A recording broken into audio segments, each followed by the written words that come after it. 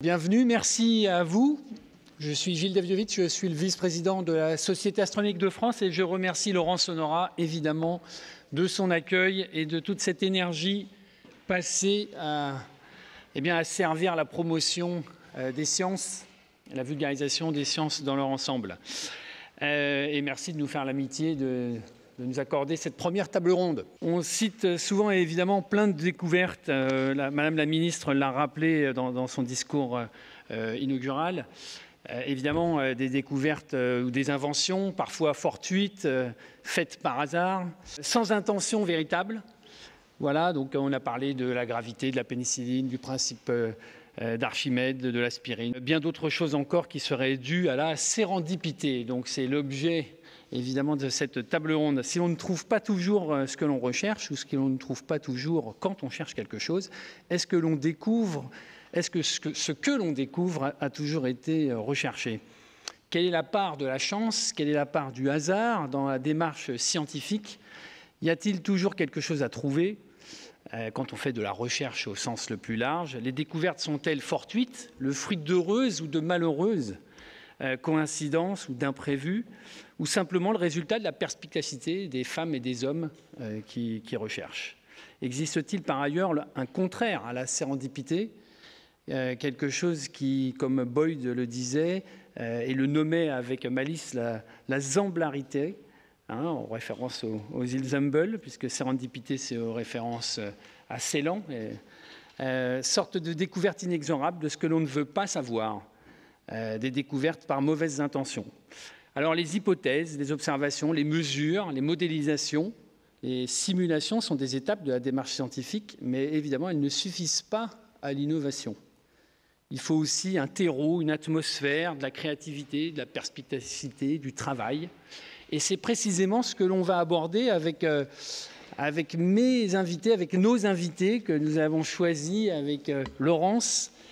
Ça fait 2 ans qu'on réfléchit à cette table ronde et je remercie dans l'ordre où ils se présentent. Alors, en visioconférence d'abord, Claire-Marie Mathieu, bonjour et merci pour votre présence. Alors à distance, je crois que vous êtes aux États-Unis actuellement. Je vous présente donc François Forget, que je connais bien de longue date, qui est un ami astrophysicien, spécialiste de l'exploration du système solaire, à distance par le truchement d'instrumentation scientifique de très haute technologie pour explorer essentiellement les environnements planétaires et leurs atmosphères, mais aussi exoplanétaires. Donc il est directeur au CNRS et membre du laboratoire de météorologie dynamique, le fameux LMD de l'Institut Pierre-Simon Laplace, et membre évidemment de l'Académie des sciences comme l'ensemble de nos invités.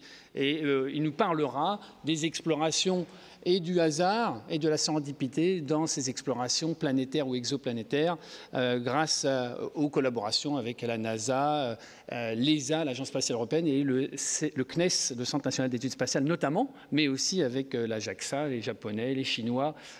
François travaille avec toutes les ressources possibles pour explorer les planètes voisines. À côté de François, c'est Madame Catherine Bréchignac, physicienne des nanosciences, ancienne directrice générale et présidente du CNRS, spécialiste, évidemment membre de l'Académie des sciences, secrétaire perpétuelle honoraire de l'Académie des sciences, et spécialiste, ambassadrice déléguée pour la science, la technologie et l'innovation. Voilà, donc merci Madame d'être parmi nous aujourd'hui.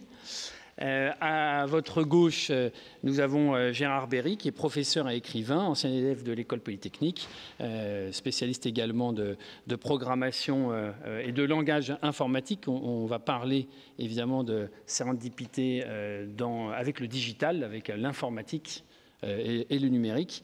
Et enfin, à votre gauche, Alain Aspect, qui est physicien, également chercheur émérite au CNRS et professeur à l'Institut d'optique à Paris-Saclay et à l'École polytechnique. Donc merci de vos éclairages sur les propriétés quantiques, notamment de la lumière et des atomes. Alors peut-être on peut commencer d'abord par François. Quelle part réserves-tu au hasard dans tes découvertes, et notamment par exemple dans les modélisations de l'atmosphère martienne, à comparer avec celle de la Terre? Bonjour à tous. Oui, on va commencer par du simple, parce que finalement, mon travail consiste à, disons, faire de l'exploration. Donc il y a quelque chose d'un petit peu facile à raconter quand on parle d'exploration. Néanmoins, si je peux déjà raconter quelques généralités sur le hasard au niveau de la recherche scientifique, c'est quand même beaucoup de choses. Je pense que je pourrais, en partageant ça avec tous mes collègues ici, expliquer que quand on fait de la recherche scientifique, on a toujours une sensation, je dis bien, de chance ou de hasard, etc. Parce qu'au quotidien, on ne sait pas trop ce qu'on va trouver. Donc ça veut dire qu'on va avoir de la chance par des rencontres. On a tous connu ça, c'est certain. Dans un colloque, dans un travail commun, on va rencontrer quelqu'un qui va, comme par quelqu'un qu'on ne connaît pas, qui d'un coup va dire bah, « moi j'ai fait telle mesure », on va se dire « ah mais voilà ». On va aussi retrouver cela tout simplement dans la démarche même de recherche. Donc encore, je crois même que je peux parler au nom de tout le monde. Quand on fait de la recherche, on trouve des petites choses bizarres et on passe son temps à tirer des petits fils et on ne sait pas ce qui va venir. Alors des fois, on tire un petit fil puis rien ne vient. Donc voilà, on a passé un peu de temps. Puis des fois, on tire un petit fil et il y a quelque chose d'anormal, dans mon cas, je sais pas, ça va être un profil de température qui est extrêmement comme ci, et on ne s'y attend pas, donc on regarde pourquoi, et finalement on ne trouve rien. Mais des fois, c'est un truc énorme en fait. Derrière vient tout d'un coup un nouveau phénomène physique auquel on n'avait pas pensé, une petite révolution dans notre domaine. Et je crois à nouveau que je peux parler au nom de tout le monde de ce point de vue-là. Et donc ça, c'est pas du hasard, mais c'est ressenti par le chercheur comme du hasard. Parce qu'on a cette sensation de fouiller. Alors, d'une manière plus générale, maintenant je peux revenir sur mon domaine de recherche. Donc c'est de l'exploration. Et l'exploration, là évidemment, on retrouve l'image de Étienne Klein tout à l'heure, on bêche dans le jardin. Et donc de temps en temps, on trouve des trésors. Et alors ça peut prendre la forme, je sais pas, par exemple, tout le monde a entendu parler de Persévérance ou de Curiosity sur Mars. Il est possible qu'en grattant sur un... J'y crois pas, hein, mais en grattant dans une couche sédimentaire, on trouve un coquillage. Alors là, c'est extraordinaire. En fait, c'est pas de la chance, mais à nouveau...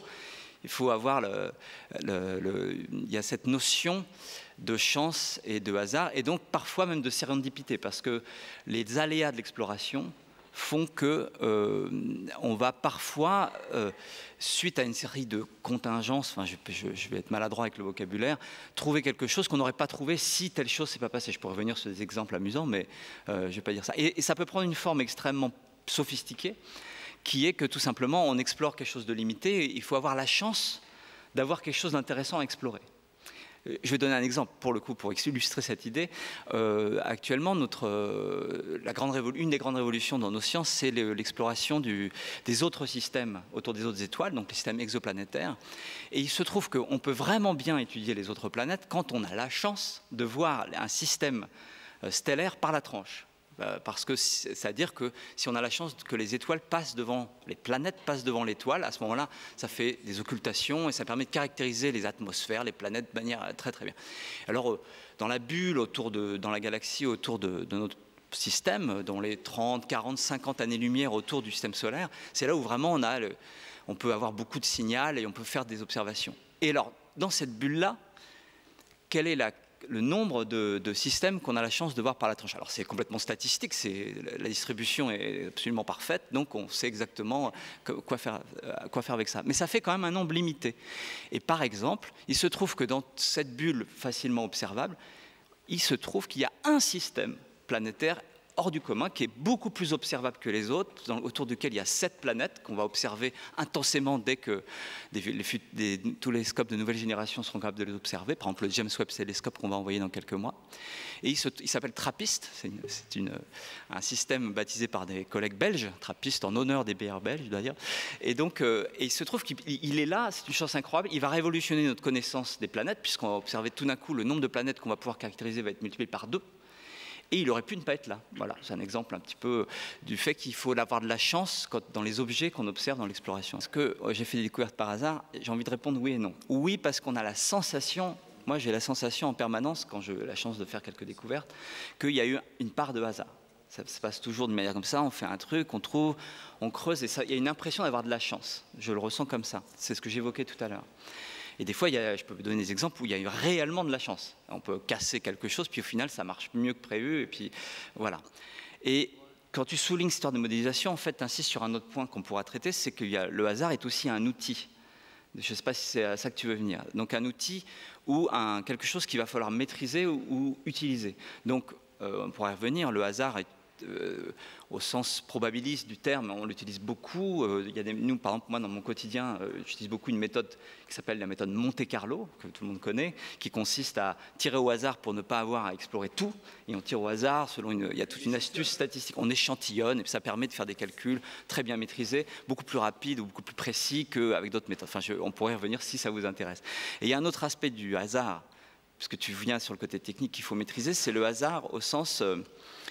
alors je vais l'exprimer sous forme d'un exemple. Dans nos histoires de missions spatiales, donc comme une partie de mes activités, on doit lutter contre le hasard au sens où on envoie des robots dans l'espace et ces robots risquent d'avoir des petites pannes, de même type qu'une voiture. Mais quand une voiture tombe en panne, on appelle le dépanneur et c'est dépanné. Dans l'espace, ce n'est pas possible. Donc, toutes nos missions sont gérées de manière à ce qu'on essaye d'écarter totalement le hasard. Que si on se dit, s'il se passait ça et si ça, on imagine tout, on imagine l'imprévu, on essaye d'imaginer l'imprévu qu'on ne peut pas imaginer, on est complètement paranoïa. Et malgré tout, ça ne suffit pas. Régulièrement, les missions spatiales se crashent ou explosent parce qu'on a mal prévu quelque chose. Voilà. Je m'arrête là et je laisse la parole. Je pense que le hasard, comme la pêche à la ligne, on ne l'a pas en science. Je ne crois pas du tout au génie au milieu du désert qui tout d'un coup, par hasard, va trouver quelque chose. Non, ça n'existe pas. En revanche, vous avez parlé de sérendipité et je crois qu'il faut redéfinir la sérendipité. La sérendipité, c'est un mot anglais, c'est un anglicisme, parce que les Anglais ont des mots en général plus compacts. Nous, on raconte des tas d'histoires sur les mots des Anglais, mais enfin, notre vocabulaire est plus pauvre, mais nos histoires sont plus riches. Mais donc la sérendipité, c'est lorsque l'on cherche quelque chose et qu'avec une logique, avec la logique avec laquelle on cherche quelque chose, on trouve autre chose. C'est ça. Et là, il y a une espèce de part de hasard. Donc le hasard est mélangé avec l'objectif que l'on s'est donné. Bon, alors bien sûr, oui, j'ai un exemple personnel de ma recherche personnelle, c'est je m'intéressais aux petits agrégats avant que tout le monde parle de nanoparticules, et donc je les chauffais par laser pour les faire s'évaporer. Et donc, je cherchais l'évaporation tranquillement, tout marchait bien. Tout d'un coup, il y en a un qui s'est mis à fissionner. Et donc, cette fission trouvée sur ces nanoparticules a été quand même quelque chose de vraiment important qui a fait qu'après, on s'est intéressé à comment les casser, comment les faire réagir, etc. etc. Donc, en fait, c'est pas par un pur hasard, c'est par sérendipité. Alors, je donnerai quand même deux exemples. D'après ce qu'a dit Étienne, je pense qu'il faut qu'on repasse à des exemples, je dirais, stables, connus, tout ce qu'on veut. Deux exemples. L'un, dans lequel il n'y a pas de hasard, c'est Newton. On raconte cette stupidité qu'il reçoit une pomme sur la tête et qui tout d'un coup il pense à la gravitation. C'est complètement faux. Il faut penser que Newton, il est né 1 an après la mort de Galilée. Et deuxièmement, non, c'est pas vrai que tout le monde dit ça, mais certains disent ça. Donc Newton est né 1 an après la mort de Galilée, il est né 1 siècle après la mort de Copernic.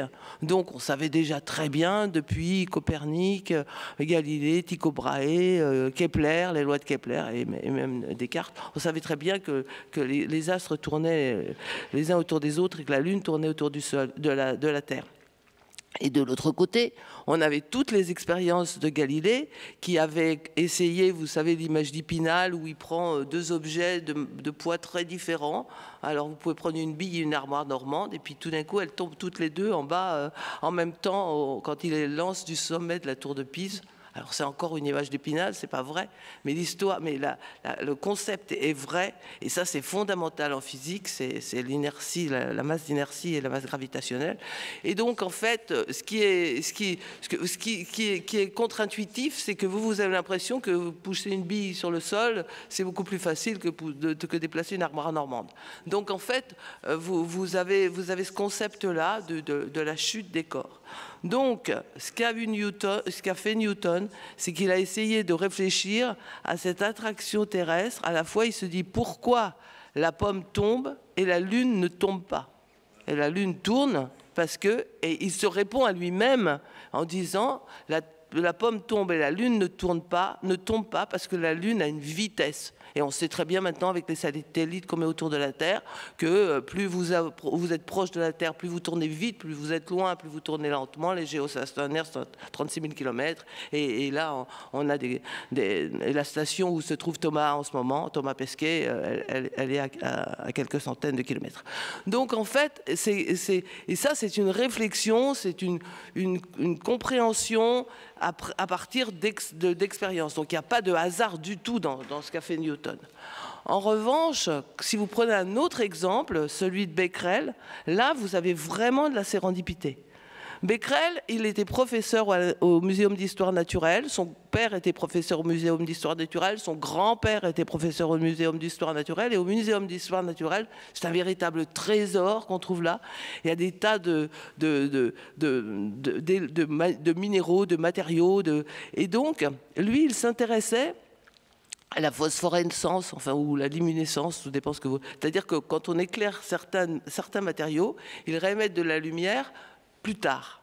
Alors ça, c'était une histoire fabuleuse, parce que les alchimistes étaient passionnés par cette chose. Évidemment, ils voulaient transformer du plomb en or, et donc ils étaient passionnés par le fait que vous pouviez avoir de la lumière, que vous emmagasiniez dans un matériau, et puis vous le retrouvez après. Donc Becquerel avait eu comme idée de regarder l'un des matériaux qui se trouvait là, qui était des sels d'uranium. Et donc, dans ces sels d'uranium, il regardait la phosphorescence. Et de l'autre côté, il y avait quelqu'un qui s'appelait Röntgen, qui avait trouvé de la lumière qui n'était pas visible, mais qui passait à travers le corps et qui permettait de voir les os. Donc, on savait qu'il y avait de la lumière qui n'était pas visible. Il avait appelé ça les rayons X. Il y a la main de sa femme qui traîne partout sur Internet. Bref, et donc, vous aviez cette lumière qui était de la lumière X. Et l'idée qu'avait Becquerel dans sa tête, c'était de montrer qu'il y avait une correspondance entre la luminescence ou la phosphorescence et ces rayons X.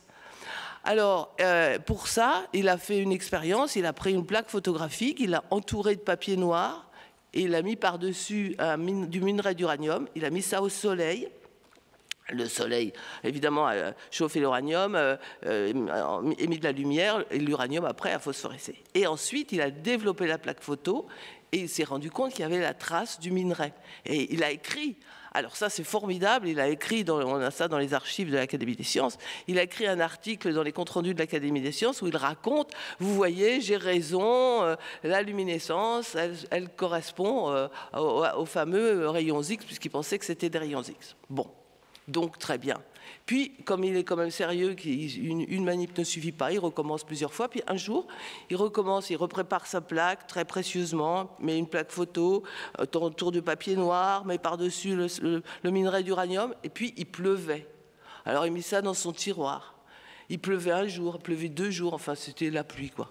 Et donc, au bout d'un moment, il s'est dit, oh, ce truc traîne dans mon tiroir, je vais regarder le point zéro, c'est-à-dire je vais le développer pour voir ce que ça donne. Et quand il l'a développé, il a vu l'image du minerai d'uranium. Et là, il s'est dit, ah, il y a quelque chose qui ne va pas. Et donc, il a recommencé plusieurs fois l'expérience. Et après, il a montré effectivement que ce n'était pas du tout lié, que ce n'était pas les rayons X, mais c'était les rayons gamma. Il a découvert la radioactivité gamma. Mais c'est pour montrer qu'il cherchait quelque chose. Et en cherchant quelque chose, il a trouvé autre chose. Et c'est ça la sérendipité, et c'est ça que l'on peut appeler le hasard chez nous en sciences quand on découvre des nouveaux phénomènes. Et c'est ce qu'Alain, d'ailleurs, je suis sûr, vous racontera tout à l'heure. Sur le hasard en informatique, je vais laisser parler Claire Mathieu de ça, parce que c'est une grande spécialiste. Oui, le tirage au sort, c'est une version très particulière. Le tirage au sort est devenu une opération totalement fondamentale dans les algorithmes modernes. Claire en est une des grandes spécialistes, donc je vais la laisser parler. Je vais plutôt parler personnellement de la sérendipité, qui est quelque chose de très important.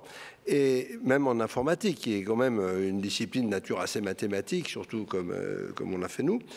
Et je voudrais insister sur 2 choses. D'abord, la science que je fais, elle repose sur 2 choses. Des théories, où on se conserve, c'est une très grande simplicité, une très grande efficacité, mais surtout des choses très simples. Et les théories très compliquées, c'est pas ça en général qui est vraiment très important, sauf par exemple en cryptographie ou des choses comme ça.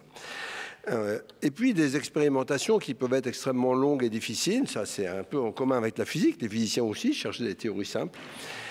Mais la sérendipité, pour moi, elle est fondamentale. Alors, moi, j'ai toujours des devises, parce que j'aime bien avoir des devises, j'en change tous les 2 ans. Mais il y en a une que je garde toute ma vie, que je garde depuis toujours, c'est « on n'est jamais à l'abri d'un coup de bol ». C'est une définition assez simple de la sérendipité. On n'est jamais à l'abri, mais c'est comme pour la pluie, pour la connaître, il faut aller se mouiller de temps en temps. Donc, il faut s'exposer beaucoup. Alors personnellement, j'ai eu énormément de coups de bol, en cherchant à les construire aussi. J'ai commencé en 70, à l'époque où il n'y avait pas du tout de hasard dans l'informatique, à part que l'informatique était née un peu par hasard, avec Turing, qui était quand même un esprit d'une originalité absolument totale. J'ai eu la chance en 70, alors que j'étais tout débutant, 71 plutôt, d'aller à un congrès où il y avait Dallas Scott, un très grand mathématicien et prix Turing d'informatique aussi, qui a créé le premier modèle, vraiment le premier modèle qui expliquait sous des termes vraiment mathématiques et pas seulement mécaniques, qu'est-ce que c'était que programmer. Et j'ai eu la chance de suivre ça et ça m'a vraiment bouleversé. Et la vraie chance est arrivée quand je faisais un voyage aux États-Unis, je m'étais tordu le genou en skiant à Alta dans de la neige trop lourde, avec des skis sans sécurité. J'avais une grosse entorse au genou, je ne pouvais pas marcher. Je suis arrivé à Palo Alto. La seule chose que j'avais, c'était le numéro de téléphone de quelqu'un que je ne connaissais pas du tout, que j'ai appelé et qui m'a dit, j'avais vu par mon directeur de thèse, Maurice Niva, et il m'a dit, écoute, je peux pas t'héberger, mais si tu veux, j'ai un terminal en RAB dans mon bureau au Stanford AI Lab. Voilà, donc j'ai dit OK. Et j'ai passé 15 jours avec Robin Milner comme enseignant personnel, qui était un des grands génies de l'informatique, prix Turing 92 et inventeur d'énormément de choses, en particulier sur l'étude de la causalité dans les systèmes informatiques, ce qui n'est pas la même chose que dans les systèmes physiques. Ça s'est répété à plusieurs reprises. Mon premier thésard, je l'ai trouvé complètement par hasard. Il se trouve que c'était Pierre-Louis Curien, le fils du ministre, qui est devenu un très grand chercheur aussi, Grand Prix Académie des sciences INRIA de l'informatique. Simplement, il m'a appelé un jour où il fallait vraiment que je trouve un boursier dès le lendemain matin. Il m'a appelé un jour en me disant Sophia Antipolis, c'est là, le Lachin, c'est à côté de Sophia Antipolis. Je lui avais dit que ça se passerait là-bas. Je lui ai dit, de la Lachin, c'est quoi? Il me dit, c'est une montagne avec 2 grosses antennes, c'est un grand site de deltaplane. Je lui ai dit, oui, c'est là. Il m'a dit, je viens. Je ne savais pas qui c'était. Hein. Et un autre de mes grands thésards, Mathieu Devin, que j'ai trouvé un nuit de déprime le jour de Noël, qui est mon anniversaire, sur UUCP, dans le site d'Internet. On était 2 sur UUCP ce soir-là. Et on a commencé à discuter. Il a dit, tu n'aurais pas une thèse pour moi? Et ça a été un merveilleux thésard. Donc, trouver les gens aussi, c'est se donner des occasions, c'est aller... Alors, on avait beaucoup de chance à l'époque en informatique. C'était un domaine tout petit et qui n'était pas du tout sujet à la pression à la publication, qui tue la sérendipité de façon absolument extraordinaire. Et ça, c'est vraiment un très, très gros problème. Hein. Il faut être sérieux là-dessus. Et enfin, sur la découverte elle-même, ce que j'avais fait pour faire voler des avions, le langage STRL, il y avait mon ami Jean Vuillemin qui m'avait dit, mais ça pourrait être, il faisait des circuits électroniques, il m'a dit, ça pourrait être très bien pour les circuits. Bon, on a fait un premier truc qui n'était pas terrible. Et puis je cherchais, je faisais des dessins, mais je ne comprenais pas. Puis j'avais 3 fils visiblement assez différents dans mes circuits. Puis un jour, j'étais en Inde, et le soir, je lis une bande dessinée indienne. Ils ont des merveilleuses bandes dessinées, Amar Chitral Katra, ça s'appelle, des bandes romancées sur la mythologie indienne. Et c'était sur la trilogie Vishnu, Shiva, Brahma, Vishnu, Shiva, Brahma le créateur, Vishnu le préservateur et Shiva le destructeur, pour simplifier, parce que c'est beaucoup plus compliqué que ça. Et je me suis dit, mais mes films, c'est ça. Ils s'appellent Brahma, Shiva et Vishnu. J'ai montré ça à mes copains indiens et le lendemain, le problème était résolu. Parce que, simplement, il faut trouver, pour résoudre un problème, la sérendipité, c'est de, non pas trouver le bon angle, ça, c'est pas la partie dure, c'est de s'apercevoir qu'on a trouvé le bon angle. La sérendipité, c'est s'apercevoir qu'on a eu une idée. Et ça, c'est la partie dure de la recherche, et ça peut se rater très, très bien. Et voilà, mais comme on n'est jamais à l'abri d'un coup de bol, ça s'est passé. Mais je pense qu'on n'est jamais à l'abri d'un coup de bol, c'est quelque chose qu'il faut enseigner. Merci beaucoup pour ce témoignage. Je retiens quand même, c'est la 3e fois qu'on parle aussi de rencontres, en fait, de rencontres humaines. Et c'est ce qui nous intéresse beaucoup, Laurence Honorat et nous, à la Société astronomique de France, c'est justement de rendre humains, en fait, les femmes et les hommes qui font ces découvertes, qui parfois ne font pas de découvertes, mais qui travaillent à faire avancer, en fait, la connaissance, quelle que soit leur discipline. Parce que, évidemment, c'est au service du plus grand nombre. Et alors, il faut le rappeler, en fait, ça ne se fait pas tout seul et ça se fait aussi grâce aux rencontres qui peuvent arriver. Alors, Alain Aspect, vous êtes physicien, on l'a dit, et donc, vous êtes un spécialiste notamment des propriétés quantiques de la lumière. Alors là, on rentre dans un domaine très particulier, en fait, le domaine quantique. Y a-t-il du hasard dans ce que vous observez et dans les travaux que vous menez? Et quelle part? Alors, le hasard quantique, je ne vais pas en parler ici. J'en parlerai tout à l'heure dans ma conférence, puisque c'est le titre de la conférence, tout à l'heure. En revanche, quand j'ai vu le thème de cette table ronde, eh bien, finalement, mes réflexions, ce n'est pas une surprise, sont assez voisines de celles de mes collègues, et je vais vous les livrer. Alors, il y a le hasard joue un rôle incontestable dans notre parcours. Notre parcours est fait de rencontres, et c'est une succession de hasards qui détermine totalement notre parcours. Par exemple, je vais vous citer un élément dans le mien. Il se trouve que ma formation très classique, parce que je suis assez vieux pour avoir fait des études à une époque où on n'était pas obligé d'apprendre la mécanique quantique pour passer l'agrégation. J'avais conscience d'avoir des limites très très sérieuses dans le domaine quantique, et alors que j'étais coopérant en Afrique, le livre de Claude Cohen-Tannoudji, Bernard Du et Franck Laloé est sorti.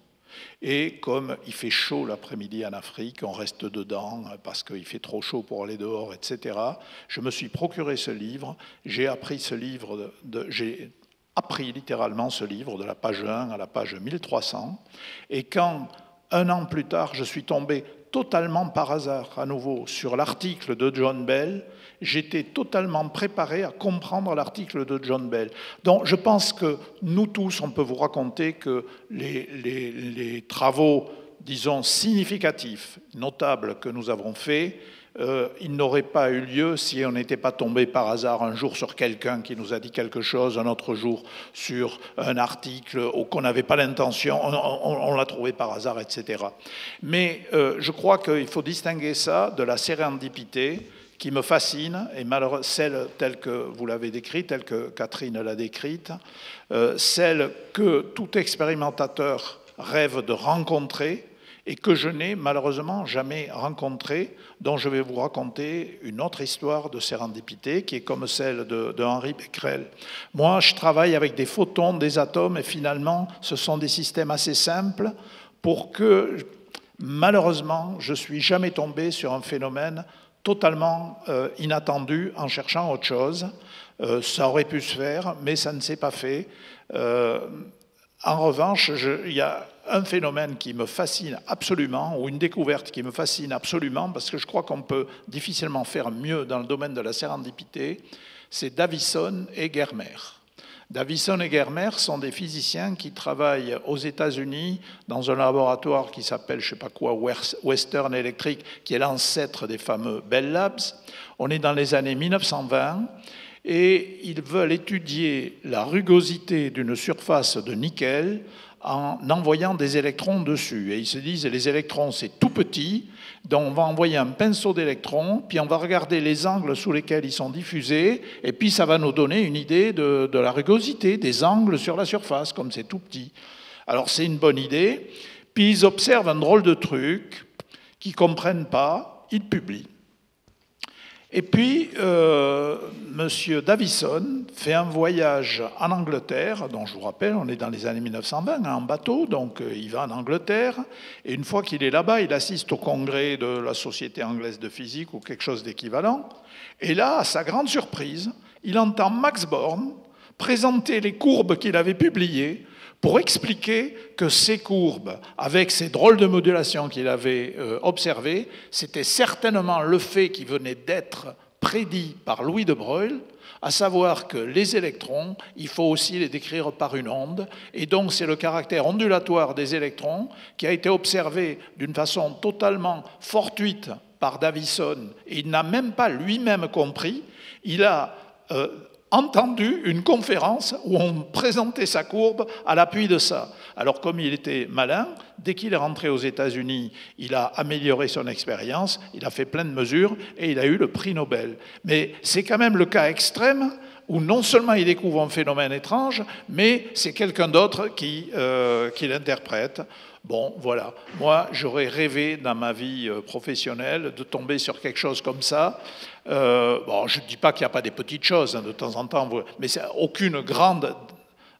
aucun résultat significatif très important dans ma vie scientifique ne correspond à ce schéma, entre guillemets, malheureusement. Par contre, la créativité, elle arrive par le fait qu'on met 2-3 choses ensemble et on a l'idée de faire une expérience auquel les autres n'avaient pas pensé. Bon, voilà, chacun sa forme de chance. Merci de m'avoir invité. J'ai entendu ce que disaient mes collègues et je suis tout à fait d'accord avec l'esprit de ce qu'ils disent. Un chercheur d'or, il cherche des pépites, mais il ne sait pas où elles sont exactement, ni quand il va les trouver. Donc il y a beaucoup d'incertitudes sur la nature précise de ce qu'on va trouver. Il n'empêche qu'on sait à quel endroit il y a des pépites et on sait le type d'objet que l'on cherche. Donc on a quand même une petite idée, mais on fait l'exploration un peu dans le brouillard avec beaucoup d'incertitudes. Et ce qui nous sert à trouver, à faire des découvertes, c'est quand on voit quelque chose d'inattendu. Donc c'est un indice, et là on essaie de comprendre, on se dit voilà, ici il y a quelque chose d'inattendu, ici on va creuser.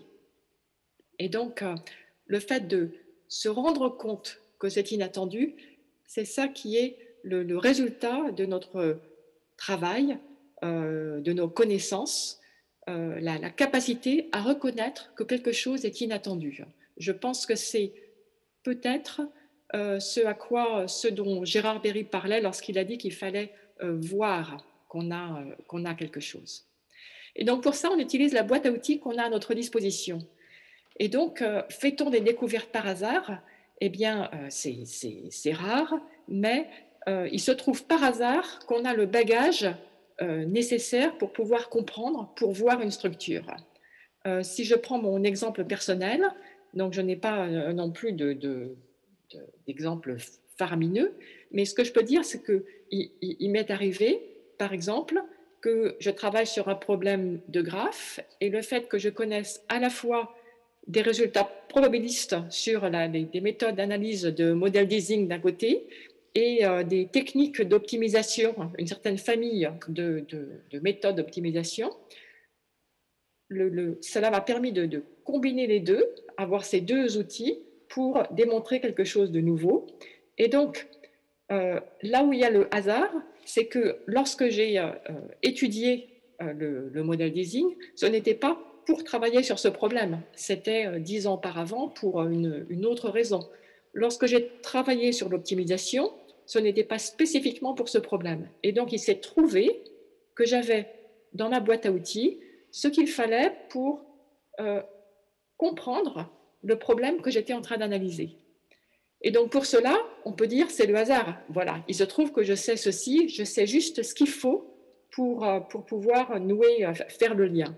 Mais évidemment, cette capacité à faire le lien, elle demande en amont qu'on ait acquis les connaissances en profondeur sans savoir exactement ce qu'il y aura sur l'île qu'on va explorer. Donc, on choisit des outils qu'on emmène au départ et peut-être qu'ils serviront à rien, peut-être qu'ils serviront, on ne sait pas exactement ce qu'on va trouver, donc on ne sait pas de quoi on aura besoin.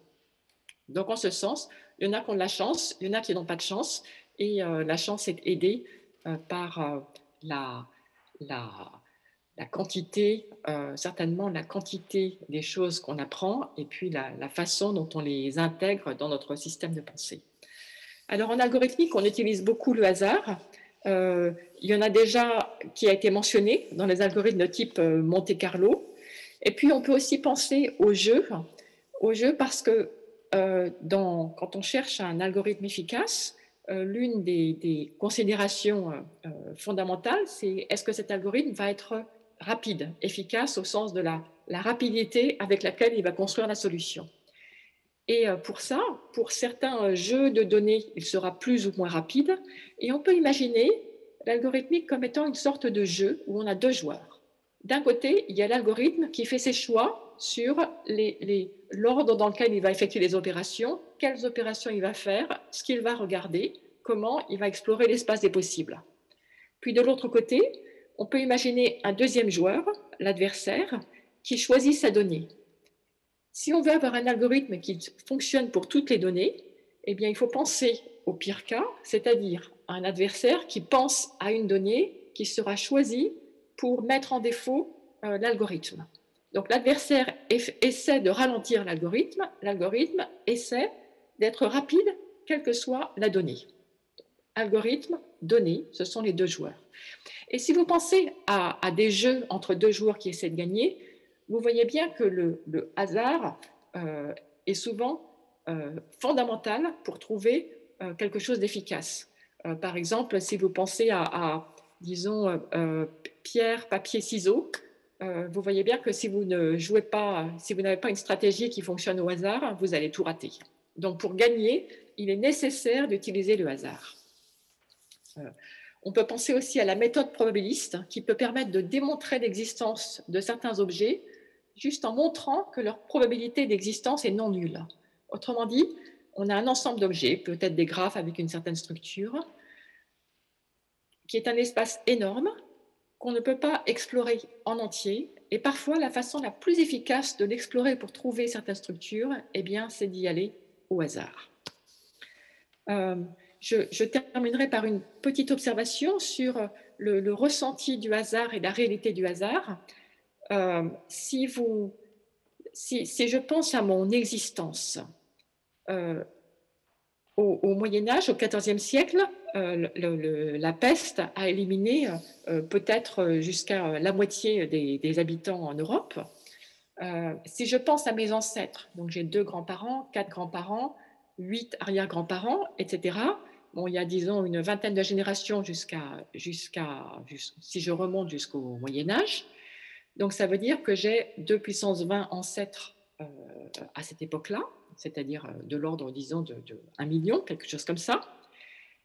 Eh bien, pour que je sois ici, aujourd'hui, devant vous, il est nécessaire qu'aucun de ces ancêtres n'ait été terrassé par la peste avant de donner naissance d'engendrer la génération suivante. Donc, pour que je sois ici aujourd'hui, il faut qu'ils aient tous survécu. Or, il y en a 1 million. Ça veut dire chacun d'eux avait probabilité 50%, disons, si 50% des gens ont été éliminés. Quelle est la probabilité que si vous prenez 1 million de personnes, ils survivent tous, ils aient tous survécu à la peste? Elle est infinitésimale, c'est presque 0. Donc le fait que je sois ici, aujourd'hui, devant vous, c'est une chance extraordinaire. Quel hasard! Et vous pouvez vous dire la même chose pour chacun d'entre vous. Alors voilà, on s'observe et on se dit, j'ai vraiment de la chance d'être ici. C'est vraiment un hasard extraordinaire, une probabilité. C'est incroyable que je sois là. Merci beaucoup. Et nous aussi, on a beaucoup de chance, évidemment, que vous soyez parmi nous. François, tu voulais réagir?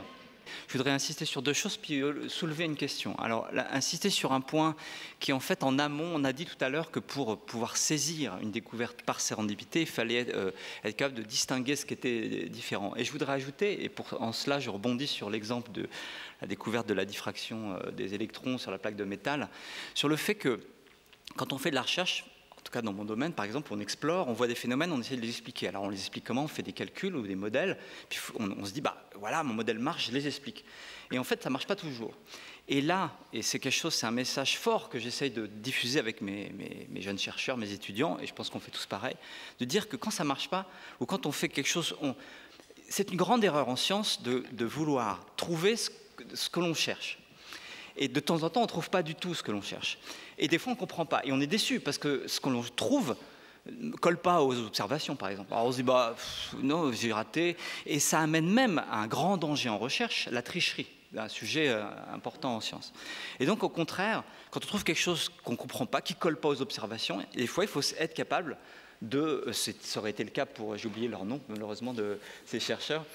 Davison et Germer, mais je rajouterai, puisqu'on a un peu de temps, je rajouterai encore un détail croustillant sur l'expérience continue. Mais ils ont eu une forme d'honnêteté de dire on n'arrive pas du tout à mesurer la rugosité, mais on a trouvé ça. Et donc c'est ça qui leur a finalement donné le prix Nobel. Et je trouve qu'au quotidien on le ressent tout le temps.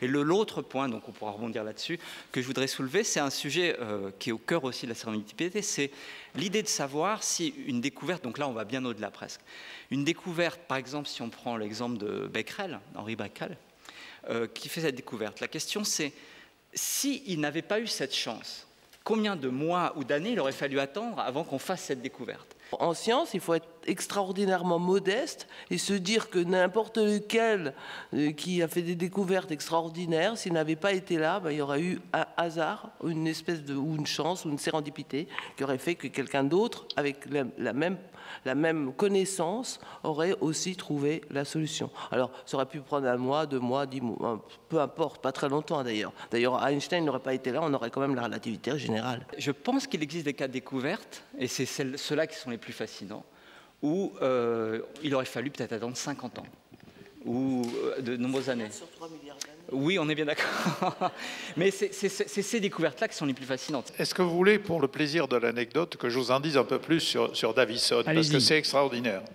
En fait, quand ils ont commencé à faire la manip, un jour, ils ont eu une fuite et l'air a envahi leur enceinte à vide, et donc le nickel a été oxydé. Et donc, ils étaient embêtés. Et donc, ils ont recuit à très haute température leur nickel, et sans qu'ils le sachent, en recuisant à haute température, ce nickel qui était très polycristallin, c'est-à-dire des tout petits cristaux microscopiques, en recuisant, il s'est fait des cristaux beaucoup plus gros. Ce qui fait que quand ils ont repris les expériences, le faisceau d'électrons, qui était assez bien focalisé, tapait sur un monocristal, ils ne le savaient pas, mais tapait sur un monocristal au lieu de taper sur une foultitude de microcristaux. Et c'est là que les drôles de signaux sont apparus.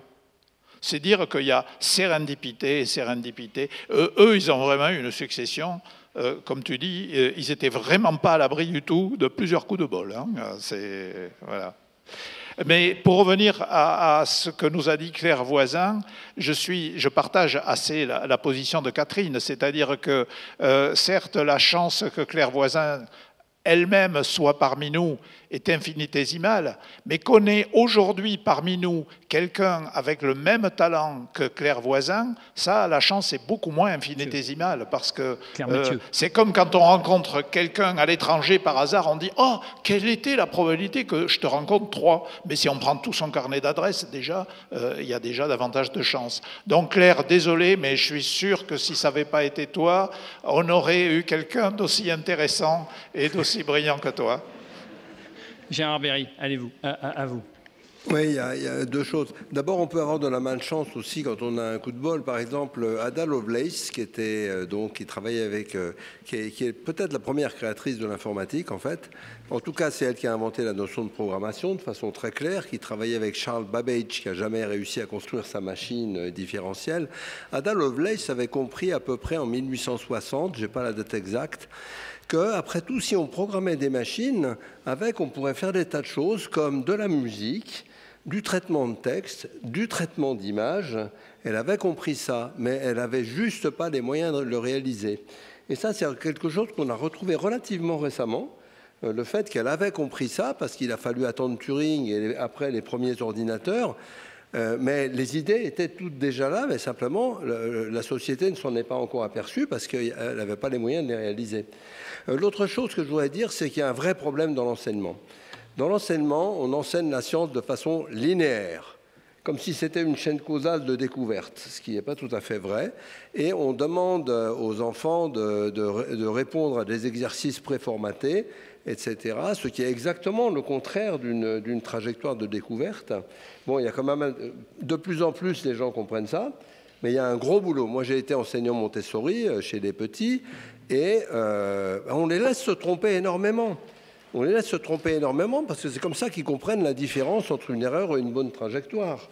Mais il y a une grosse difficulté qu'on trouve chez les chercheurs, par exemple, qui sortent des grandes écoles assez fréquemment. Moi, quand je prenais un polytechnicien, il y a une phrase célèbre sur les polytechniciens que j'aime beaucoup, c'est quelle est la différence entre un polytechnicien et un train? Vous ne voyez pas? Mais quand un train déraille, il s'arrête. Donc, moi, j'avais de la rééducation à faire. J'avais l'impression que j'avais de la rééducation à faire sur mes chercheurs. Ils avaient une capacité de travail fantastique. Une fois qu'ils étaient lancés dans le bon sens, c'était formidable. Mais trouver le bon sens, ne faisait pas partie de leur culture. Ça, je pense que ça s'améliore un peu, mais que ça peut s'améliorer encore beaucoup. Je précise que vous êtes ancien élève de l'école polytechnique. Alors, ça m'amène quand même à un point important, c'est la façon dont on fait la science aujourd'hui, qui est quand même complètement différente de tous les exemples qu'on a cités à travers les âges, sur justement les découvreurs malgré eux, ou peut-être grâce à une époque et grâce à une atmosphère. Aujourd'hui, c'est la science des grands programmes. Depuis la fin de la Seconde Guerre mondiale, globalement, il n'y a plus beaucoup de chercheurs seuls dans leur labo qui cherchent ou qui... voilà, c'est aujourd'hui des grands programmes qui agrègent en fait des centaines, des milliers, parfois toute une communauté. Non, je contesterai ça. Alors, allez-y, c'est justement... Non, mais donc je me demande si... non, il n'y a pas que les grands programmes. Je veux dire, dans le domaine dans lequel je travaille, c'est-à-dire l'optique quantique, la physique quantique, des petits objets, des atomes, des photons, etc. Certes, la science est 10 fois plus chère aujourd'hui qu'elle l'était quand j'ai commencé, mais 10 fois plus cher, ça veut dire qu'au lieu de coûter 100 000 euros, ça coûte 1 million d'euros. Et il y a 3 personnes qui travaillent dessus. Et c'est vraiment... Après, il y a une communauté, des gens qui discutent entre eux, mais chacun d'entre eux est vraiment totalement autonome. Alors, sur l'informatique quantique, quand même, je ne suis pas tout à fait sûr qu'on puisse travailler à l'expérimentation, mais ça, c'est... je ne suis pas d'accord avec vous. L'un des simulateurs quantiques qui est le plus performant au monde actuellement, c'est celui d'Antoine Broès, qui est mon ancien thésard, qui est à l'Institut d'optique. C'est une expérience à l'échelle de ce que je vous dis, c'est-à-dire qu'on a une enceinte à vide, un certain nombre de faisceaux laser. Je dirais que 3 thésards et 2 chercheurs confirmés maîtrisent complètement cette expérience. Après, il faut collaborer. Il faut qu'ils collaborent avec des théoriciens de l'information quantique. Mais ça, c'est autre chose. Mais il ne faut quand même pas se dire que toute expérience se fait autour d'un énorme laser ou autour d'un énorme accélérateur. Il y a encore la place pour des gens qui, sur une table de cette surface à peu près, empilent du matériel et arrivent à faire des choses qui sont à la frontière de la connaissance. Oui, ce que dit Alain est parfaitement juste.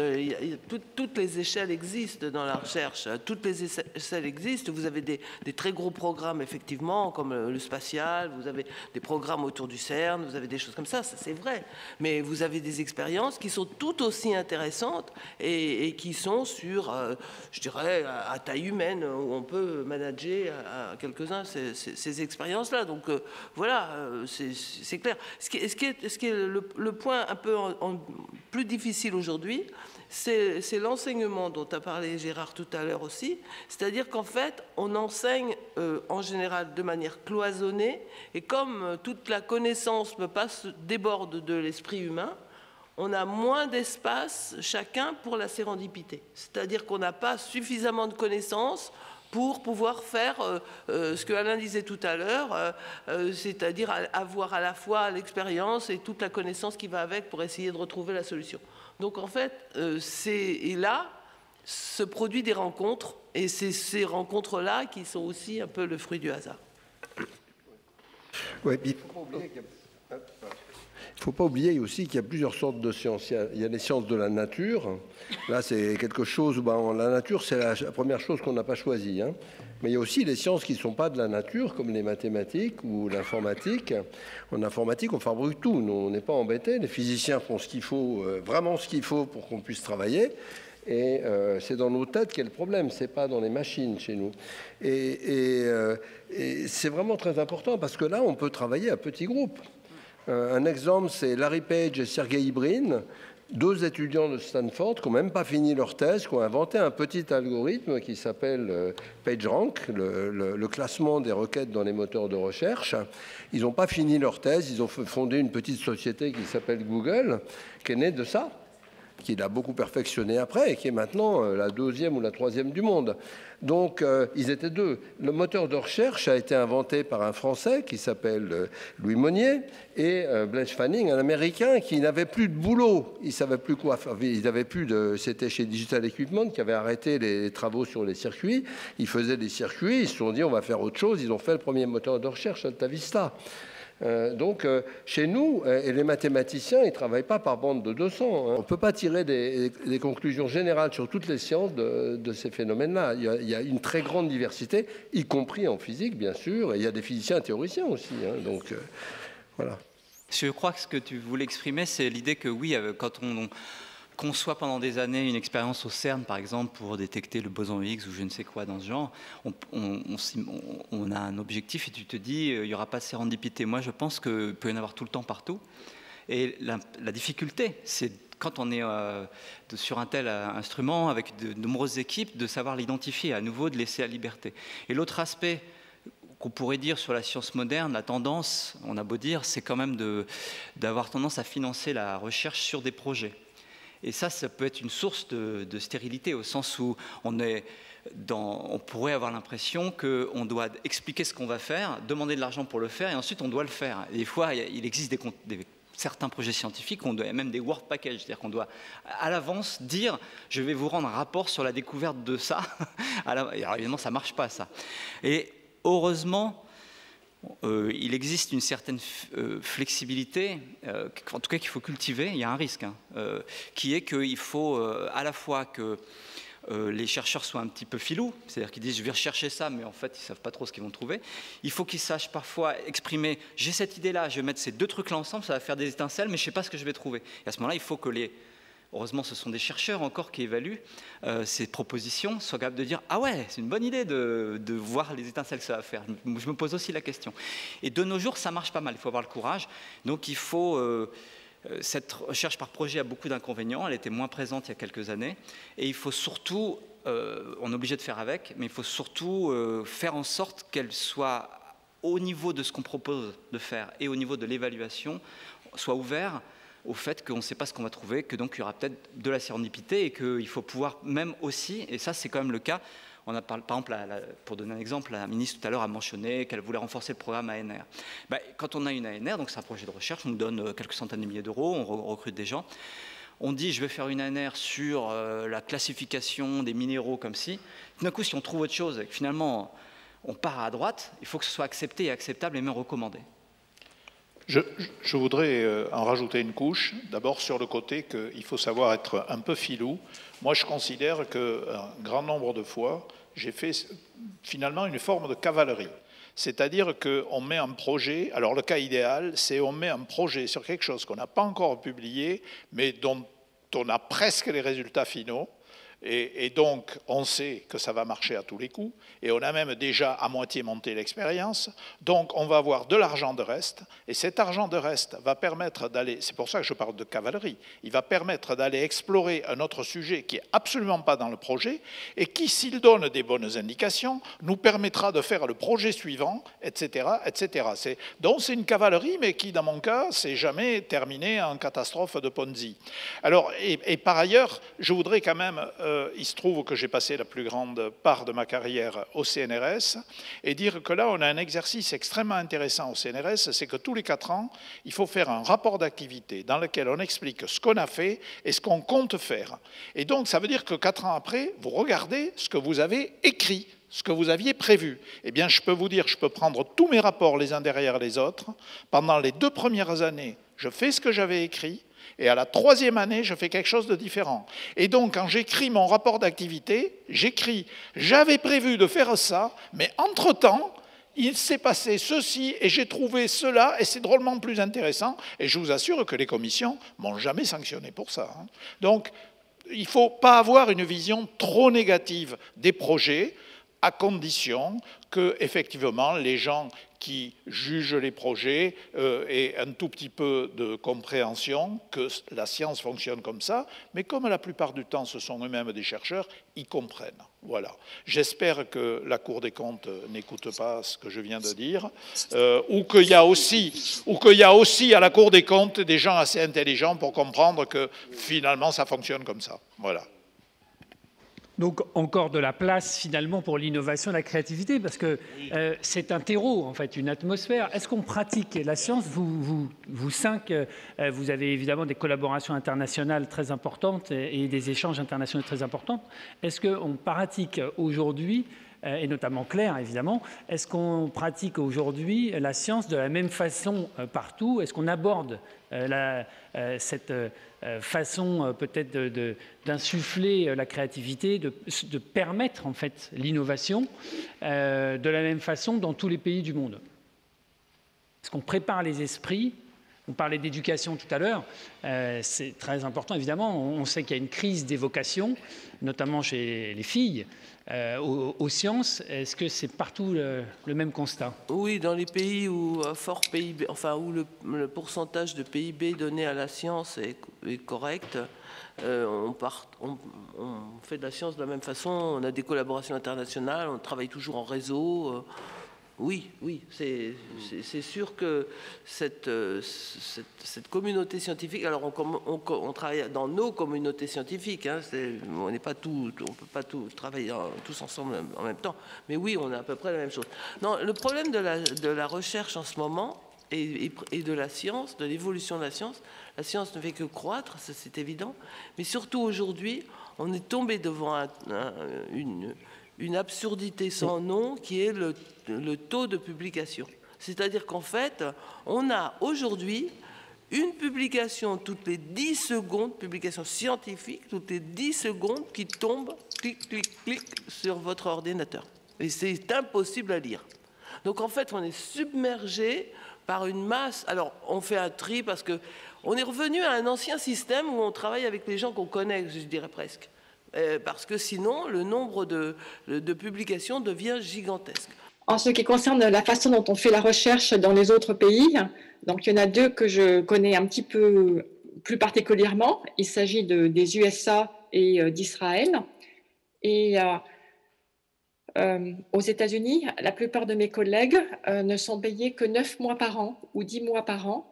Et par conséquent, l'été, ils vont chercher ailleurs un salaire, ce qui leur donne 2 mois par an un cadre dans un lieu différent. Quelquefois, ils vont dans un laboratoire industriel ou ils vont dans un autre lieu. Donc, ça les change de cadre, de collègues, de contexte, et ça change de perspective.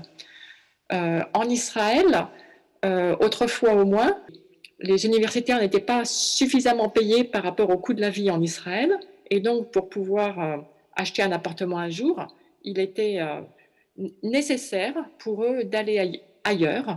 Et d'ailleurs, c'était considéré comme normal, ça l'est toujours d'ailleurs, pour les chercheurs en Israël, d'aller aux États-Unis, dans un autre lieu pour compléter leur salaire. Et je dirais qu'en France, on est un peu sur la même voie, puisque le CNRS ou la recherche dans l'enseignement supérieur, les fonctionnaires, ils sont de moins en moins payés par rapport à la société autour d'eux. Et donc, on voit là que, par exemple, un chercheur au CNRS en région parisienne, s'il veut pouvoir espérer un jour, disons, acheter un appartement, eh bien, il ne peut pas juste être au CNRS. Il faut qu'il fasse autre chose. Ça l'oblige, en l'étranglant, à aller aux États-Unis ou ailleurs chercher quelque chose de complémentaire qui, paradoxalement, peut lui permettre d'aider sa recherche en l'exposant un petit peu de force à d'autres milieux de recherche, d'autres cadres de recherche. Je dirais que la juxtaposition des milieux enrichit la pensée et peut aider à faire surgir la sérendipité. Donc voilà, donc je dirais que peut-être qu'il y a une stratégie qui est actuellement adoptée qui peut paradoxalement aider la recherche par ce moyen, disons, assez anxiogène pour la communauté. Donc voilà, je lance ça de façon c'est un petit peu provocateur évidemment, pour voir ce que mes collègues en pensent. Si vous permettez, je voudrais jeter un pavé dans la mare, puisque vous avez demandé ce qui empêche ou ce qui entrave à la recherche aujourd'hui. Je vais lancer un pavé dans la mare et aborder un sujet que personne n'a abordé ici. Ce n'est pas la recherche sur projet, ce sont les contraintes administratives. Quand j'ai commencé ma recherche il y a 40 ans, si le CNRS nous demandait de quelle aide on avait besoin de techniciens et d'ingénieurs. Aujourd'hui, on a besoin de quoi ? D'administratifs qui nous simplifient les problèmes épouvantables qui sont mis sur nous pour toutes les administrations françaises, européennes, à tous les niveaux. Malheureusement, je ne sais pas s'il faut dire heureusement ou malheureusement, il n'y a pas qu'en France. Les collègues à l'étranger, malheureusement, souffrent du même mal. Il semble que c'est un mal mondial. Les contraintes administratives, partout, augmentent. Ça, c'est vrai, et c'est même très, très, très vrai, et c'est un frein majeur à la créativité, je pense. Moi, je dirais, j'ai eu une expérience personnelle là-dessus. On me demandait toujours, alors je faisais au moment où je transformais, mais est-ce que je pensais faire pour faire voler des avions, que je me suis aperçu que c'était très, très bien pour faire des circuits. J'ai essayé de voir comment je pourrais être financé pour ça, et on m'a toujours dit qu'il fallait que je justifie mes résultats a priori. C'est-à-dire qu'il fallait que j'écrive ce que j'allais trouver. Alors moi, ça ne m'a jamais passionné cette histoire, vu que je sais que ça ne sera pas vrai et que j'aime pas raconter des trucs pas vrais. Et donc j'ai travaillé avec l'industrie américaine. L'industrie, alors c'était très rigolo. J'avais 3 lettres qui arrivaient par an. Une lettre d'Intel avec un chèque, comme les remboursements d'assurance là. Il y avait 70 000 $ de chèque. Une de Synopsys, qui était le leader de la CAO électronique. Il y avait 2 leaders de la CAO électronique, c'était Synopsys et Cadence. Une lettre de Synopsys de 50 000 €. Non, une lettre de Cadence de 50 000 €, une lettre de Synopsys de 30 000 €, alors que c'était des concurrents féroces. J'amenais ça à mon administration qui me disait « mais où sont les factures ?» Alors moi je disais « il n'y a pas de facture ». Il m'a dit « s'il n'y a pas de facture, on ne peut pas les encaisser ». Alors il faut que vous demandiez une facture à Intel. Alors j'ai raconté ça à mon correspondant d'Intel qui m'a dit « écoute, si tu lui demandes de facture, ils vont te dire de déchirer la lettre ». Donc bon, on savait se débrouiller, on s'est débrouillé. Mais c'était très clair. Par ailleurs, ce que me demandaient les industriels comme Intel, Synopsys et Cadence, ils ne me demandaient pas de justifier mes recherches. Ils demandaient à mon interlocuteur chez eux de justifier mes recherches. Ce qui fait que moi, j'avais toute liberté de travail, mais c'était mes interlocuteurs qui avaient, eux, pris le risque. Et moi, je le prenais avec eux, évidemment, je n'avais pas envie qu'ils ratent.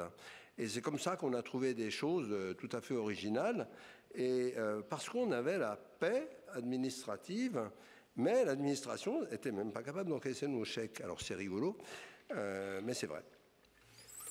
Bon, pas de hasard, le temps passe, c'est l'heure des questions avec le public.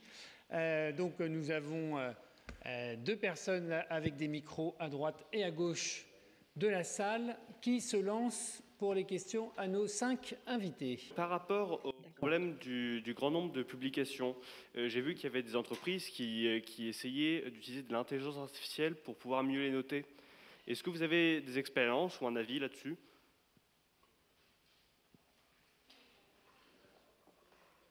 Oui, on essaye de faire des tris en utilisant tout ce qu'on a à notre disposition, et nos confrères informaticiens se débrouillent très bien dans ce genre de choses, mais il manque de toute façon l'intelligence humaine quand même. Donc voilà, le côté, et ça c'est un côté très intéressant au niveau des publications. Oublions le sujet parce qu'il est stupide et il faut qu'on arrive à le résoudre. Non, ça pourra être fait que par chercher la complexité pour résoudre de la complexité, ça commence à faire beaucoup. Mais ce qui est intéressant dans la question que vous posez et qu'on n'a pas du tout débattu, c'est justement le hasard quand il est complètement robotisé. On a mis le hasard toujours avec le côté humain des choses. D'ailleurs, c'était dans l'exposé de Klein aussi, c'était un peu ça. L'homme était toujours présent, ou la femme. Mais là, on n'a pas du tout parlé du hasard dans le cas de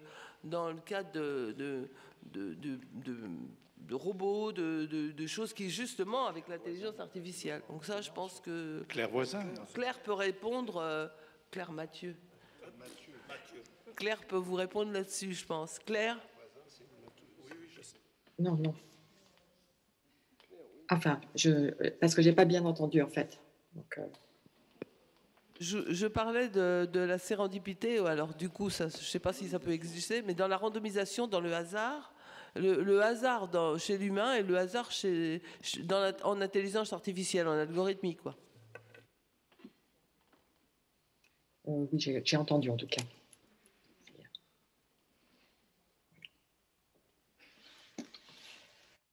La différence entre le hasard chez l'humain et le hasard robotisé.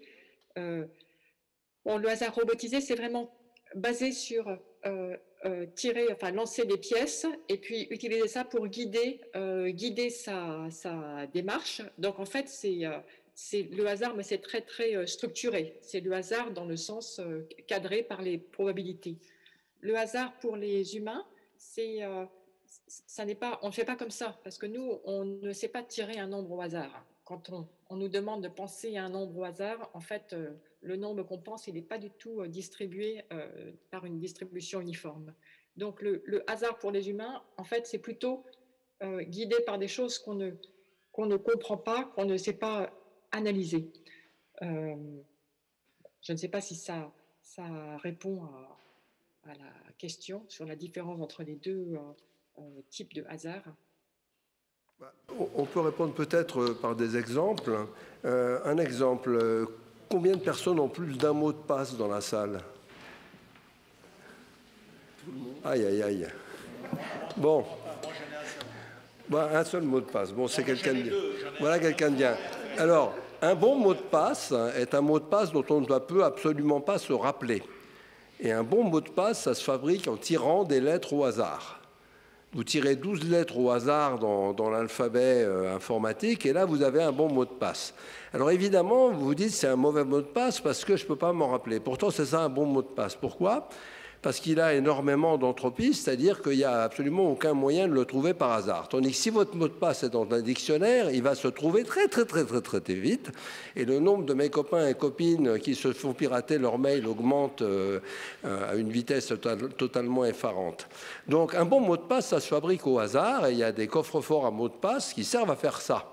Et donc, vous avez un mot de passe à connaître dans la vie, suite de votre coffre-fort à mot de passe, et tout le reste, vous n'avez même pas à les connaître, ni à les voir, ni à même savoir qu'ils existent, c'est totalement automatisé. Les hommes sont incapables de faire des choses au hasard, donc ils sont incapables d'avoir des bons mots de passe. Comme vous en avez 100 ou 200, eh bien, il faut faire avec le hasard. Énormément d'algorithmes modernes travaillent avec Google. C'était quoi l'algorithme? Eh ben, c'était pour comprendre quelles sont les pages populaires dans le web, de lancer des petits marcheurs qui se baladent au hasard dans le web et qui posent un petit caillou à chaque fois qu'ils passent dans une page. Bon, c'est symbolique, ils incrémentent un compteur. Et puis, de temps en temps, tous les 8 coups ou 10 coups, ça dépend, ils abandonnent leur recherche ou ils meurent, si on veut, on en lance d'autres. Et après, on compte le tas de cailloux sur chaque truc et ça résout une équation mathématique normalement tout à fait insoluble en un temps comparable au temps de l'existence de l'univers. Et beaucoup d'algorithmes maintenant marchent comme ça. L'opération numéro 1, c'est de tirer au sort. Et effectivement, notre cerveau est totalement incapable de ça et vous pouvez faire toutes les expériences que vous voulez, vous allez le voir. Vous jouez à pierre-ciseaux-feuille, hein? Quand vous jouez avec pierre, ciseaux, feuille, c'est marrant, c'est toujours le même qui gagne. Alors, y a-t-il une autre question?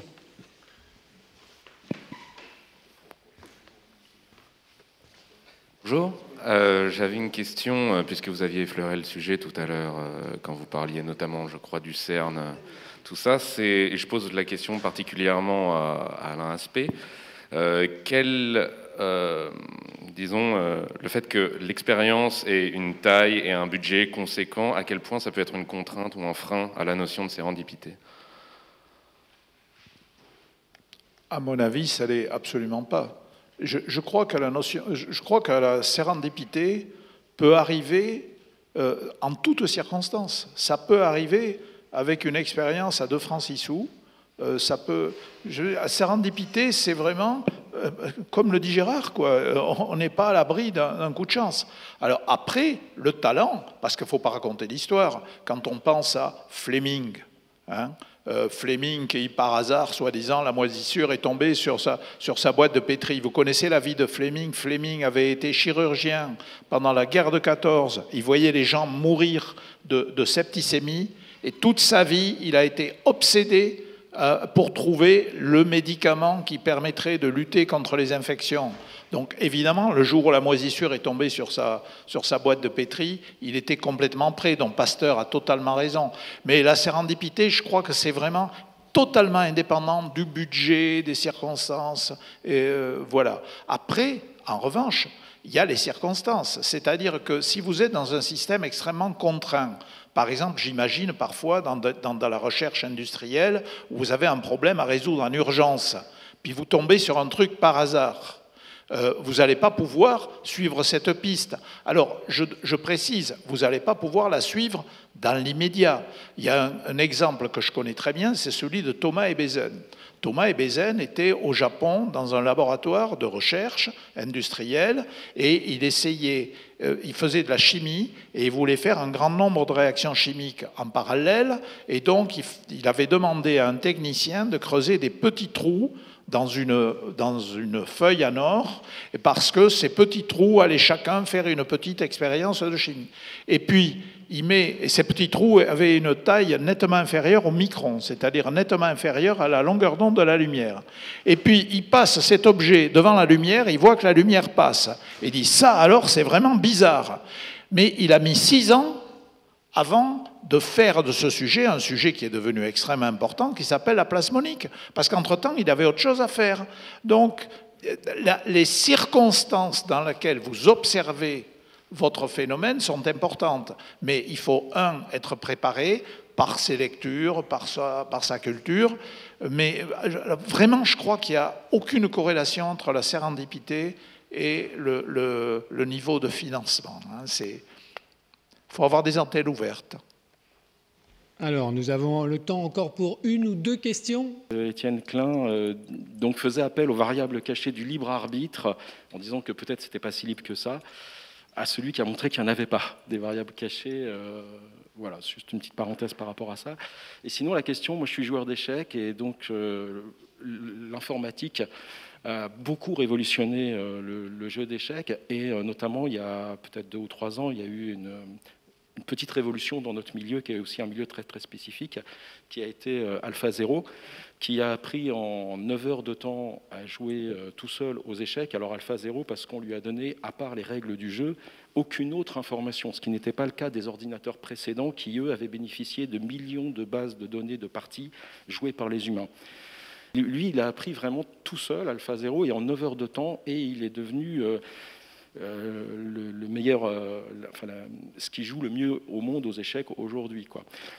Alors, il a utilisé la méthode Monte-Carlo au départ, puisqu'il a tiré ses coups au hasard, forcément, ne connaissant rien, et il a créé lui-même, au fil du temps, au fil des 44 millions de parties qu'il a jouées, il a créé sa propre théorie du jeu d'échecs. Et en fait, elle s'est révélée assez proche, finalement, de celle développée par les humains, mais en beaucoup mieux, on va dire, au fil des siècles. Au fil des siècles et des siècles, puisque c'est une science très empirique, le jeu d'échecs.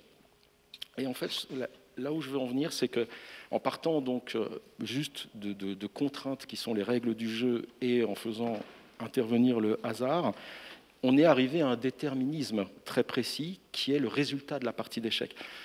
Et je suis en train de me poser la question de savoir si finalement le hasard n'est pas défini par le résultat qu'il obtient. C'est-à-dire qu'on obtient un résultat et que du coup, on dit que c'est par hasard. L'histoire du jeu d'échecs est quand même un peu spéciale. D'abord, ça a commencé au jeu de Go, qui est plus dur que le jeu d'échecs. C'est-à-dire le jeu d'échecs est arrivé après, la même AlphaZero, c'était fait pour le Go au départ. Mais tout ce que ça dit beaucoup moins que ce qu'on lui fait dire, ça. Ça dit, que les humains sont complètement nuls à ces jeux. D'accord, première chose. Et deuxièmement, qu'il ne faut pas généraliser, parce que le jeu d'échecs et le jeu de Go, c'est des choses où à la fin, on sait si on a gagné ou perdu. Ce qui, dans la vie, est extrêmement rare. On n'a jamais des contraintes gagnées ou perdues. Et en science, c'est jamais comme ça non plus. La science, dès qu'on trouve quelque chose, on se dépêche de dire que c'est pas suffisant. Donc, c'est pas très pertinent. Je pense que c'est pas pertinent. Là où il y a du hasard quand même, et ça, je ne sais pas si les expériences ont été faites, c'est qu'au départ, les millions, les centaines de millions de paramètres d'alpha 0 qui vont être changés par l'apprentissage sont tous tirés au hasard. Ça, c'est vrai. Donc, je ne sais pas ce qui se passe, par exemple, à l'heure actuelle, parce que je ne sais pas si ça a été fait, de mettre 2 machines alpha 0 qui ont appris différemment pour voir comment elles se débrouillent toutes les deux. Je ne suis pas non plus sûr que ce soit super intéressant. Mais je pense qu'on ne peut pas trop déduire de cette expérience qui est complètement différente de la vie réelle, dans laquelle on ne sait jamais si on a gagné ou perdu quasiment. On n'a jamais des résultats tranchés. Dès qu'on trouve quelque chose en science, on se dépêche de dire que ce n'est pas assez, ou qu'il faut faire autre chose, ou de changer de sujet. Donc oui, c'est très impressionnant. Ça démonte le jeu de Go et le jeu d'échecs en disant que nous sommes nuls à ces jeux si jamais on a des machines en face. C'est plutôt une affirmation de notre infériorité par rapport à ces jeux. Ceci dit, sur d'autres sujets, ça ne va pas progresser d'un pet. Pour composer de la musique résolument nouvelle, il ne se passe rien. Donc il ne faut pas trop pousser ces exemples. Ils sont vraiment intéressants. Il y a vraiment du hasard dedans, au départ en particulier. Après, ça devient très déterministe. Mais il ne faut pas leur faire dire des choses sur les hommes, par exemple. À part qu'ils ne savent pas jouer aux échecs. Je te trouve sévère, parce que je pense que ça pose quand même la question de pourquoi y a-t-il des grands maîtres ? Y a-t-il des grands maîtres aux échecs ? C'est-à-dire, puisque le grand maître, il ne peut pas faire autant d'essais que la machine. Et donc, c'est le problème. Qu'est-ce que c'est que l'intuition ? Je crois que c'est quand même intéressant en ce sens-là. La machine, précisément pour AlphaGo, la machine ne fait pas d'essais. Elle commence à faire des essais. Une fois qu'elle a appris l'ensemble des règles, elle poursuit. C'est du deep learning, c'est pas le machine learning. Oui, mais c'est bien. J'en suis d'accord. Mais est-ce que le grand maître, c'est pas que du deep learning? Parce que si c'était que du deep learning, tous les gens qui passent un nombre d'heures suffisamment élevé seraient des grands maîtres. Il y a quelque chose en plus. Tout à fait, mais dans les deux cas, c'est très intéressant. Quelles sont les abstractions que construit la machine? On ne les connaît absolument pas. On ne sait pas comment ça marche. On ne sait pas pourquoi AlphaGo bagne, on ne sait pas ce qu'il fabrique. Comme pour le grand maître. Oui, les deux problèmes sont vraiment intéressants. Bien sûr, l'explicabilité des algorithmes de deep learning est un problème mathématique fondamental sur lequel il y a à l'heure actuelle plein de mathématiciens. On ne sait pas dire pourquoi. On sait dire qu'ils gagnent, mais on ne sait pas dire pourquoi pour l'instant de façon précise. Ça calcule des trajectoires très efficaces dans des espaces à des centaines de millions de dimensions. Les mathématiciens s'interrogent sur ce que veut dire cette phrase. Pour reparler de Alpha 0 qui a succédé à AlphaGo, effectivement, on l'a fait jouer contre Stockfish, qui est la meilleure machine, le meilleur ordinateur d'échecs, le meilleur logiciel d'échecs qui calcule 200 millions de coups à la seconde en force brute. Et on a fait jouer 100 parties.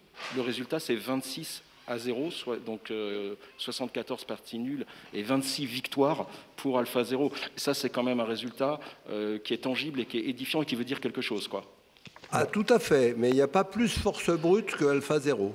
Il est temps de conclure, mais on peut continuer cette conversation en aparté, puisque le temps presse.